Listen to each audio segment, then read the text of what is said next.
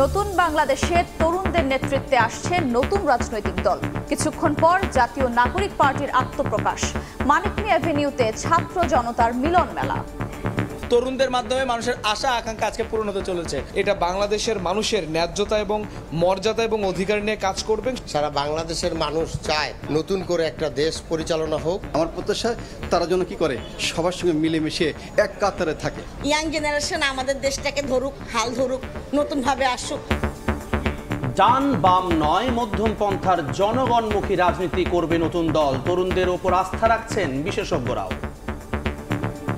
মধ্যম পন্থার রাজনীতি করতে চাই, না ডান না বাম, বাংলাদেশ পন্থার রাজনীতি করতে চাই। আমাদের রাজনৈতিক কালচার হবে জনগণমুখী, রাজনৈতিক কালচার হবে দেশের স্বার্থমুখী। বড় রাজনৈতিক দল থেকে পথ চলায় যে ধরনের ভুলগুলো হয়েছে সেগুলো শুধরে নিয়ে তারা সামনের দিকে এগোবে। দেখছিলেন প্রধান শিরোনাম। দুপুরের সময় সঙ্গে আছে আমি আফরোজা মৌটুসী এবং আমি জুম্মান সাদিক জ্যাভলিন। এবার অন্যান্য শীর্ষ সংবাদ। সংকট নিরসনে জাতীয় নির্বাচনের গুরুত্ব বুঝতে পারছে না সরকার। অভিযোগ বিএনপি নেতার।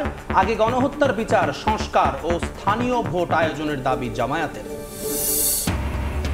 রমজানের আগ মুহূর্তে বাড়তি মাছ ও মুরগির দাম। ঊর্ধ্বমুখী লেবু, শসা ও বেগুনের দরও। খেজুর, ছোলা, চিনিতে ভিন্ন চিত্র। সুলভ মূল্যে দুধ, ডিম, মাংস বিক্রি শুরু। মাসব্যাপী প্রাণের বই মেলার পর্দা নামছে আজ। শেষ শিশু প্রহরে ছোট্ট সোনামণিদের হই হুল্লোড়। বিকেলে ভিড় বাড়ার আশা।